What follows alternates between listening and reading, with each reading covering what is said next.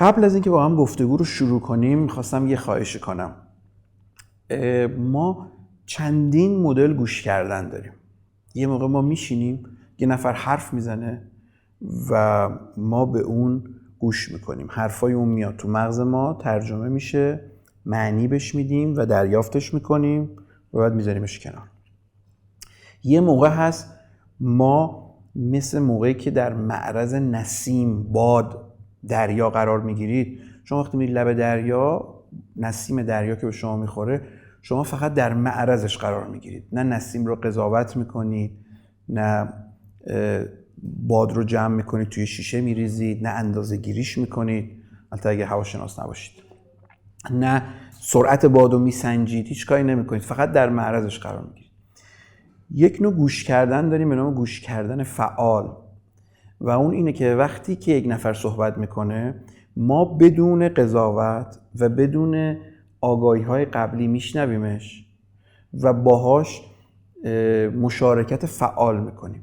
یعنی اگر من مثالی میزنم از یک نوع زندگی یا از یک تجربه‌ای، شما با اون مثال خودتون درگیر میشید با اون گفتگو. این نوع شنیدن میتونه شنیدن مؤثرتر و اثربخشتری برای شنونده باشه.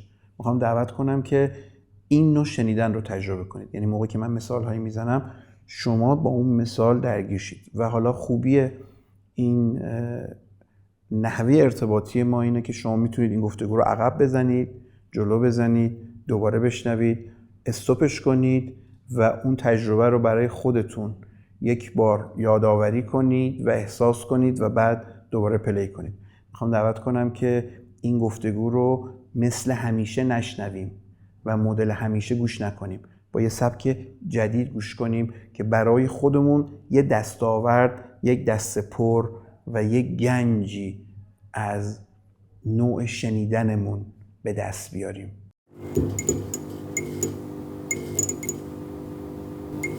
سلام، وقت شما بخیر. یک تفاوت بزرگی رو بین زنده بودن و زندگی کردن تجربه کردم.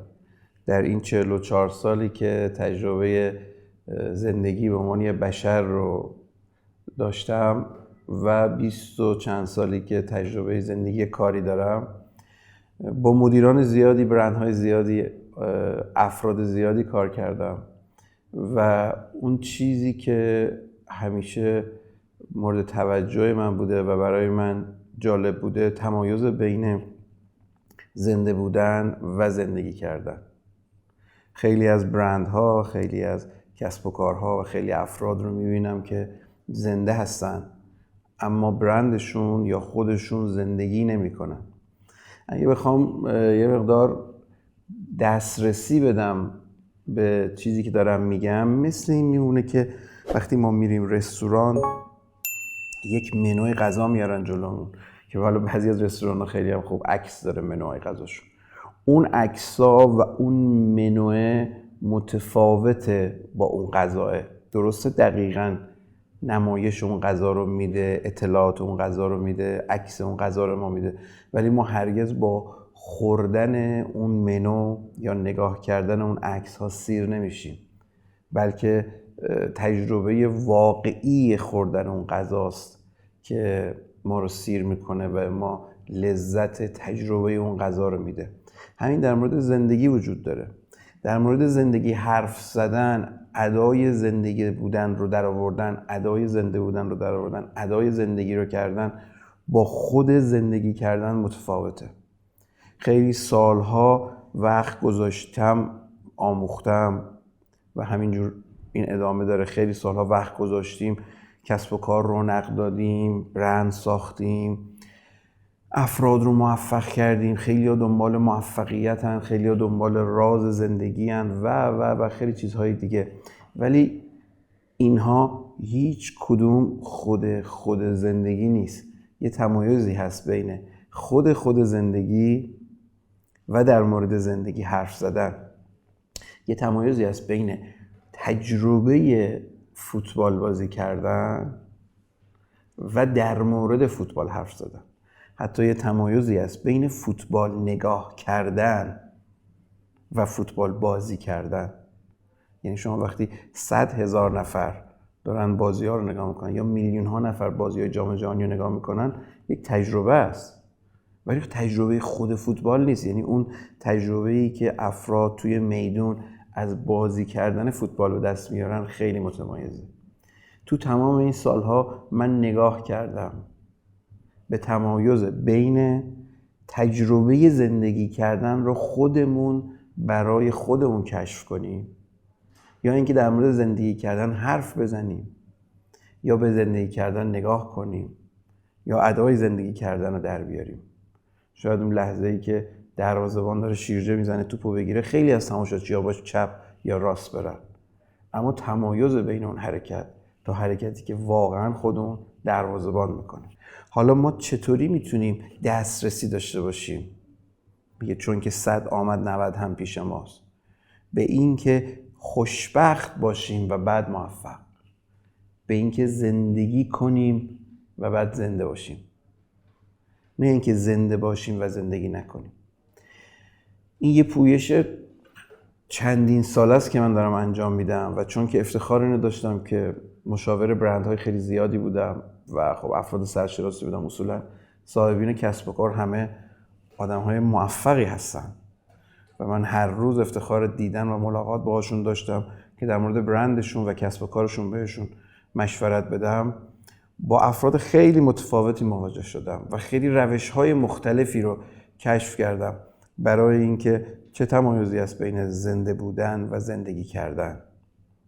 و جالبه به تعداد همه افراد و به تعداد هر شخصی این تجربه متفاوته و هر کسی میتونه برای خودش کشف کنه و نگاه کنه که ببینه چقدر زنده است، چقدر داره زندگی میکنه. یه لحظاتی تو زندگی ما وجود داره که زنده ایم اما زندگی نمی کنیم، فقط زنده ایم. اگر اون لحظات رو بشناسیم شاید بتونیم تمایز بین زنده بودن و زندگی کردن رو تا حدودی بهش دسترسی پیدا کنیم. هرچند اگر ساعتها در مورد این حرف بزنیم تا خودمون و خودتون برای خودمون کشف نکنیم چیزی دست ما رو پر نمیکنه. یعنی شما تا تو زمین نرید با پا به توپ چلتیک شوت نزنید هیچ وقت نمیتونید تجربه واقعی ضربه زدن به توپ رو احساس کنیم. هرچی هم در موردش حرف بزنیم تا توی صخر نریم، شنا نکنیم، ساعتها در مورد شنا صحبت بکنیم هم اون تجربه نمیشه. دسترسی پیدا کنیم به زمانهایی که ما زنده ایم ولی زندگی نمی کنیم و ما با خانواده‌مون، محلمون، شرکتمون، شهرمون، کشور و دنیا داریم زندگی میکنیم. اخیراً که نگاه ماها به فضا هم باز شده، یک ذره با فضا هم ارتباط داریم. حالا از قدیم ماه نگاه میکردیم، ستاره ها نگاه میکردیم، امروز تلسکوپ ها دارن تصاویر دورتری رو نشون میدن. این باز یک اتفاقی از زندگی. اما نمیخوام تا خارج از کهکشان راه شیری دور بریم، نمیخوام کل جهان رو ببینیم توسط شبکه‌های اجتماعی که داریم باش زندگی میکنیم و رسانه، نمیخوام محله و شهرمون رو ببینیم که اخبارش رو میشنویم، نمیخوام محل کار و همکارامون رو در موردش صحبت کنم و حتی نمیخوام در مورد خانواده صحبت کنم.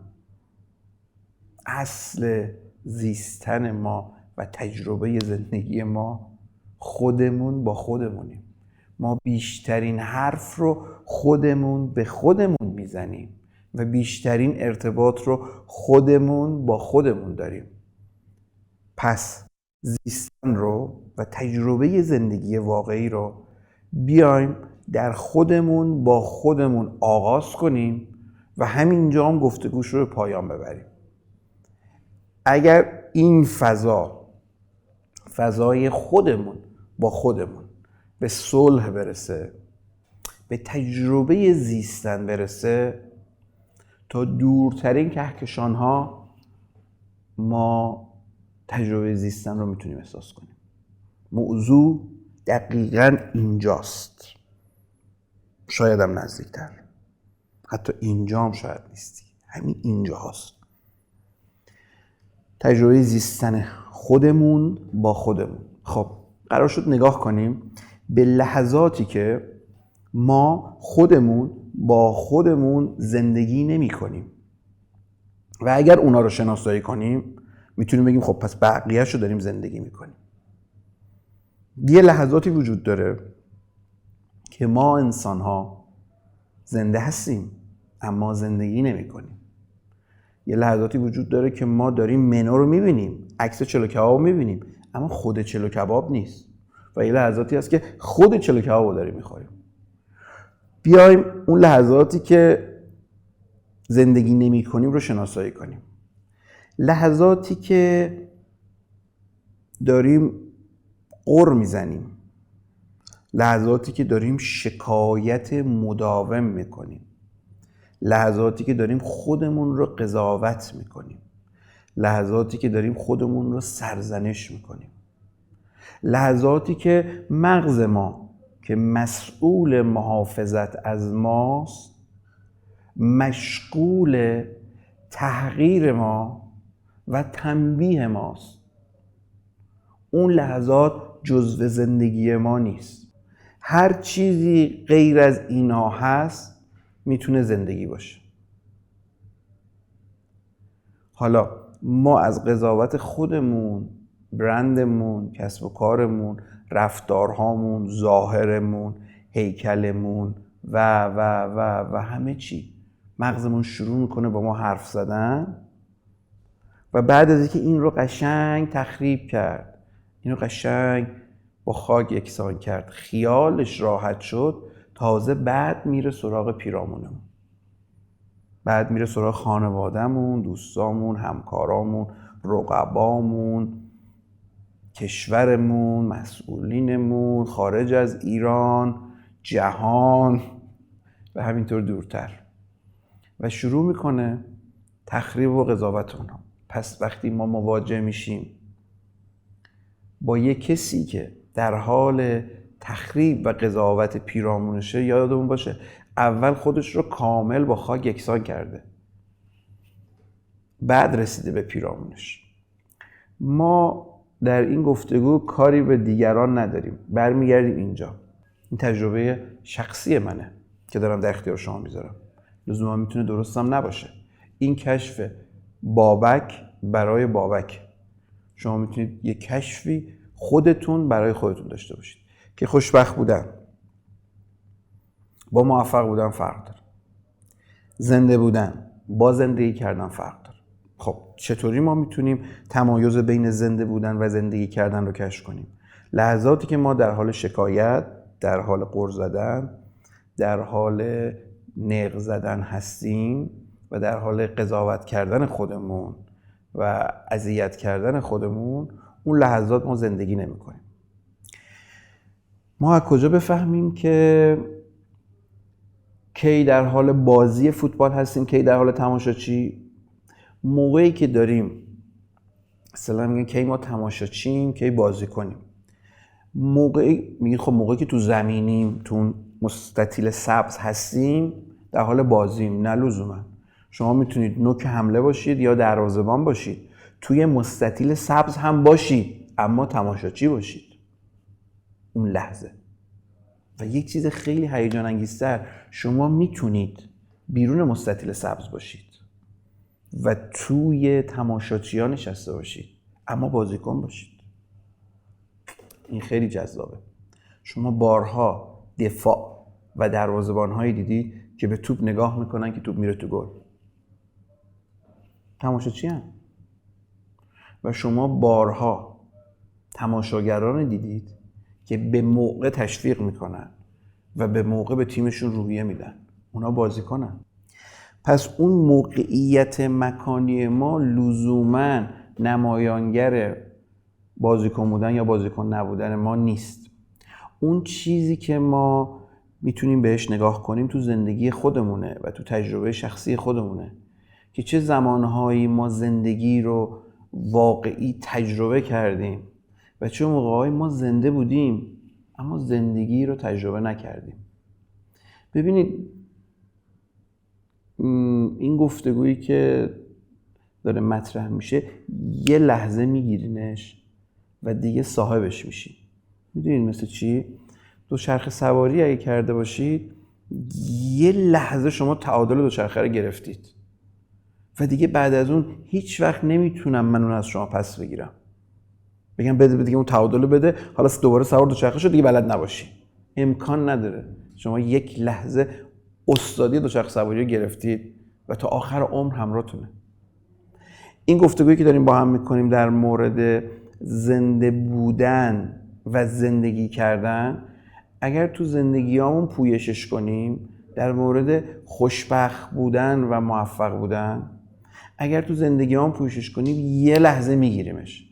اون یه لحظه‌ای که میگیرینش دیگه استادیشو پیدا میکنید و از اون به بعد میتونید بین لحظاتی که زنده اید و لحظاتی که دارید زندگی میکنید تمایز قائل شید و میتونید اون لحظه‌ای که دارید خودتون رو قضاوت میکنید، داریم غر میزنیم، داریم شکایت میکنیم، داریم زندگی نمیکنیم، در حینی که زنده ایم خودمون رو ببینیم و خودمون مچ خودمون رو بگیریم. اون لحظه است که یهو برمیگردیم دوباره تو زندگی. یعنی دفاعی که وایساده و یه لحظه اساس فقط تماشاچیه میتونه برگرده تو بازی، یا اون تماشاچی که به موقع تشویق نمیکنه با یه لحظه حضور به تیمش به موقع میتونه برگرده و بازیکن بشه. پس ما یه تمایزی بین زنده بودن و زندگی، تماشاچی بودن و بازیگر بودن قائل شدیم. عکس چلو کباب و چلو کباب و یه راه دسترسی دادیم به این که نگاه کنیم ببینیم که یا ما موفقیم که یا خوشبختیم، که یا زنده ایم که یا داریم زندگی میکنیم، که یا تماشاچی هستیم که یا بازی کنیم. و اون نگاه کردن به لحظات خودمونه و روی کردی که خودمون با خودمون داریم و تقاضا کردم که از این محدوده جلوتر نریم و نگاه کنیم به کاری که خودمون داریم با خودمون انجام میدیم. بعضی موقع ما فکر میکنیم دیگران دارن با ما کاری انجام میدن. بعضی برندا میگن، ما وقتی باشون مشاوره میدیم میگن دیگران ما رو موفق نذاشتن بشیم، نمیدونم دیگران برند ما رو توسعه ندادن. یعنی اصولاً ما تقصیرها رو اونجا میبینیم. اما اون چیزی که من کشف کردم اینه که خدا وکیلی، اگه بخوایم واقعی نگاه کنیم، هیچ چیزی بیرون از این محدوده وجود نداره و هر چی وجود داره اینجاست. یه چیزی اینجا وجود داره که ما نمیخوایم مسئولیت بپذیریم. وقتی ما مسئولیت اینجا رو، این تیکه رو، اینجا رو نمیپذیریم، همه چی میره اونجا و وقتی همه چی میره اونجا انقدر زندگی شیرین میشه، عین کسانی که از حالت عادی زندگی خارج میشن، انگار که منگ شدن، گیج شدن، دراگ استفاده کردن و اونها هیچ چیزی رو طبیعی نمیبینن. به همین علته که میگن رانندگی نباید کرد موقعی که تو حالت عادی نیستیم. ما آدما زمانی که مسئولیت اینجا رو نمیپذیریم، من اینو تو خیلی از مدیران بزرگ کشور دیدم، تو مدیرای برند دیدم، نه ایرانیا، در تمام دنیا. این چیزایی که دارم میگم مال بشره، ربطی به ایران و آسیا و آفریقا و اروپا و آمریکا نداره، بشریه. من تو همه مدیرا دیدم. وقتی ما مسئولیت اینجا رو نمیپذیریم، اینقدر عالیه، چی میشه؟ مغزمون فرماندهی بازی رو به دست میگیره. من نبودم، دستم بود، تقصیر آستینم بود، مشکل میره اونجا. وقتی مشکل میره اونجا دیگه عالیه، دیگه مشکل اونجاست. به من چه؟ من که خوبم، مشکل اونجاست. این بزرگترین دروغیه که بشر به خودش میگه. من که خوبم، مشکل اونجاست، در صورتی که اصلا اونجایی وجود نداره، همه چی اینجاست. و برای اینکه دسترسی بتونیم پیدا کنیم به تمایز بین زنده بودن و زندگی کردن، فقط باید یک کار بکنیم: مسئولیت اینجا رو بپذیریم. و بلایی که مغز ما داره سر ما میاره رو قبول کنیم. ببین من دستم برای اینکه بتونم یه چیزی رو وردارم، درسته؟ و استفاده کنم، مثلا این فصلنامه بادکوبه رو ورق بزنم و در مورد ارتباطات، تبلیغات، برندسازی مطالعه کنم. این دستم تو اختیار منه. مغز من هم یه عضوی مثل دستمه.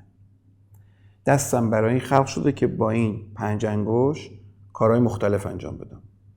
میشه با این نقاشی کرد، میشه با این آشپزی کرد، میشه با این معماری کرد، میشه با این ساختمون سازی کرد، میشه با این فیلم ساخت. همه کار میشه با این 5 انگشت کرد دیگه، درسته؟ ببینید چه دنیایی داره این 5 انگشت. پس این در اختیار منه که تمام این جهانی که ساختیم رو باش بسازیم، درسته؟ هممون هم داریمش. یکی آشپزی خوب میکنه، یکی خیاطی خوب میکنه، یکی نجاری خوب میکنه. همین 5 تاست. پس و برای اینه که اینجا ورق بزنم و مطالعه کنم. مغز منم توی سر منه برای اینکه به من یه خدماتی بده، مراقب من باشه، اطلاعات منو نگه داره. حالا فرض کنید من از این دستم، مثل بیماری دست بیقرار هست، این بیماری خیلی نادره، در اختیار من نباشه، یهو بزنه، نورا رو بندازه، گلدون رو برگردونه، بیا جلو صورتم وایسه، صدامو بگیره، تو اختیار من نباشه. خب این خیلی نادره و خیلی اصلا ما مگه میشه ما همه دستمون در اختیارمونه. اما خبر خوب، اصلا مغزمون اینطوری نیست و همه آدما دوچاره، نگم بیماری، دوچار مغز بیقرار هستیم. همه دائم شبا نمیتونیم بخوابیم، یا عالم فکر میکنه و اون مغز بیقرار ماست که اجازه نمیده ما زندگی رو زندگی کنیم، ما برندمون رو بسازیم، ما کسب و کارمون رو رونق بدیم. اگر مغز بیقرار ما بهش حضور پیدا کنیم و به این برسیم که مغز ما یک عضو در بدن ما مثل دست ما که باید در اختیار ما باشه، نه ما در اختیار اون باشیم، اون وقتی مغز ما رو میرباید و میدزده و شروع میکنه با ما حرف زدن و زندگی رو از ما میگیره، اجازه میده ما قضاوت کنیم، اجازه میده ما بترسیم، اجازه میده ما چیزهایی که هیچ وقت تو زندگی اتفاق نیفتاده رو فکر کنیم و لحظه رو از ما میگیره. اگر اونو ببینیم اون وقت میتونیم برگردیم به زندگی. یه مثال عملی بزنم. همه ما مامانامون دیدیم که نگرانن. مثلا ما نیستیم میده پنجره وای میسه کی میاد خونه، چرا دیر اومد خونه فلان. و شاید از این میلیون ها یک بار یه اتفاقی بیفته، خدای نکرده یکی مثلا تصادف کنه یا یه مشکلی براش پیش بیاد نخونه. اما مادرها هر شب نگرانن پشت پنجره ها و مغزها میربایه ما رو. همه ما چند بار نگران تصادف، چند بار نگران سقوط هواپیما، چند بار نگران دزدی، چند بار نگران اینکه یکی بهمون کلک بزنه بودیم و چند بار دزد بهمون زده و چند بار بهمون کلک زدن. 101 1001 10,001 یا تمام اون لحظات نتونستیم زندگی کنیم. تمایز بود بین زنده بودن و زندگی کردن، خوشبخت بودن و موفق بودن، تماشاچی بودن و بازیگر بودن. و گفتیم چطور میتونیم این تمایز رو خودمون برای خودمون کشف کنیم، چون که همه هستی اینجاست و حتی اونجا نیست، اینجاست. گفتیم با نگاه کردن به زندگیمون و اینکه مغز ما چقدر در اختیار ماست و ما چقدر در اختیار مغزمونیم. وقتی که ما داریم قضاوت میکنیم، قصه میخوریم، نق میزنیم، شکایت میکنیم و در اختیار مغزمونیم، اون لحظات بازیکن نیستیم، تماشاچیم. اون لحظات زندگی نمی کنیم، زنده هستیم. اون لحظات شاید موفق باشیم اما خوشبخت نیستیم. و اما سوال اصلی، حالا بده ما عکس چلو کبابو ببینیم، خود چلو کبابو نخوریم؟ نه، اصلاً بد نیست و حتما مغز ما اجازه داره ما رو باید و ما رو در اختیار بگیره. همونطور که ما اجازه داریم عکس چلو کباب رو ببینیم اول و اجازه داریم زمین فوتبال رو نگاه کنیم و اجازه داریم موفق شیم. اما این همه بازی نیست و نباید متوقف شیم. بعد از دیدن منوی رستوران و عکس ها انتخابش کنیم بیارن و بعد خودش رو تجربه کنیم، خودش رو بخوریم. اشکالی نداره اگه مغز ما رو دزدید. اشکالی نداره اگر ما می‌خواستیم بریم دنبال موفقیت فقط. اشکالی نداره اگه ما تماشاچی بازی هم بودیم. اما اونجا نمونیم. مغز من هم بارها در روز هزاران بار شاید من رو میربایه، حرف وام میزنه. ولی اگر اونجا بمونم زندگی رو از دست دادم. اون که باید حرف بزنه، اون کارش حرف زدن. تجربه‌ای که توی مشاوره با برندها و افراد بزرگ و موفق و خوشبخت و زنده و زندگی کن دارم اینه که در گفتگوی مغزی خودشون نمیمونن. شاید دیگران رو قضاوت کنن، شاید تقصیر رو بندازن اونجا، ولی سریع بازی رو برمیگردونن. شاید بگن تقصیر اونه، مسئولش اونه، ولی سریع یادشون میاد که ببین حالا من عصبانیم و میگم تقصیر اونه، ولی خدا وکیلی همه چی اینجاست و کل مسئولیت اینجاست. و حتی اوایل که شما به این دسترسی پیدا میکنید که یه دروغ اونجا بلکه همه چی اینجاست و اینجا هم اونجاست، مغزتون عصبانی میشه و شروع میکنه دفاع کردن از باورهاش که بابا یعنی چی من مسئولم، به من چه که من مسئولم، یعنی چی همه چی اینجاست، همه چی اونجاست، اصلا آقا تقصیر همه است، من خوبم، اصلا عکس چلو کباب خیلی خوشمزه تر از چلو کبابه و این چیزیه که مغز ما میخواد. اما واقعیت اینه که اون طعم و اون لذت و اون سیری که چلو کباب به ما میده هرگز خوردن عکس چلو کباب به ما نمیده. و خدا وکیلی نه اینکه دیدن فوتبال بد باشه، ولی اون لذتی که بازیکن فوتبال میتونه تماشاچی هم باشه مؤثر، مربی هم باشه مؤثر، آنالیزور هم باشه مؤثر، توپ جمع کنم باشه مؤثر، داور هم باشه مؤثر و خود بازیکن دروازه‌بان و دفاع و حمله و مؤثر باشه، لذتش خیلی فرق داره با یک تماشاچی عادی. و ما چقدر تو زندگی خودمون برای خودمون تماشاچی بودیم، زندگی خودمون برای خودمون چقدر بازیکن بودیم، چقدر فقط دنبال موفقیت رفتیم و موفقیت رو به دست آوردیم، چقدر خوشبخت بودیم، چقدر زنده بودیم، چقدر زندگی کردیم، چقدر غر زدیم، چقدر مسئولیت رو به اون بیرون سپردیم و چقدر خودمون رو در اختیار مغزمون گذاشتیم که ما رو ببره و چقدر خدا وکیلی مسئولیت رو پذیرفتیم. بعد از 22 سال مشاوره با برندهای بزرگ، افراد موفق در سراسر دنیا و شاگردی اساتید خیلی بزرگ در سراسر دنیا، تمام دستاوردم اینه که همه هستی اینجاست و ما مسئول همه هستی هستیم و مهمترین نقطه هستی شما هستید و هیچ چیزی جز شما در این هستی وجود نداره. و اگر دسترسی پیدا کنید به قبول مسئولیت 100% خودتون که همه هستی است، بدون اذیت کردن، بدون فشار، بدون پرس شدن و زجر،